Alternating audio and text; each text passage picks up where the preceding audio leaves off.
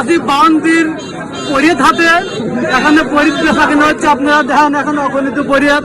কারণ আমাদের বান্দা কাকার কিছু অনুভূতি আমরা শেয়ার করবো। কাকা এই হাতে এসে আপনার অনুভূতিটা কি বলা যায়? এখানে এসে আমার অনুভূতি হচ্ছে যে মাঘ মাসের দিনে রাত 3টায় আসছি, শরীরটা বরফের শেষ। আর এখানে কামলা তো নাই, শুধু পরিয়াত আর পরিয়াত। গাড়ির তো কোনো রেসই নাই। না, গাড়ির তো নাই।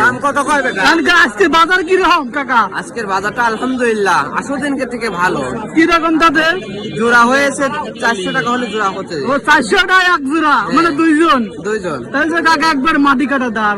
মাটি কাটার দাম শুধু এখন পেটটা বাঁচার লাগবে। বাড়িতে বউ ছেলে মেয়ে ফেলে আসছে, ছাল মেয়ে ঘুমে রেখে আসছে। আর এখান থেকে যেতে হলে ইশারের আদান পড়ে যায়, যা দেখি আবার ঘুমায়। ছেলে বাইরে গেলে বাপ করবে কি খালু করবে না ভাই করবে কিছু বলা যাবে না।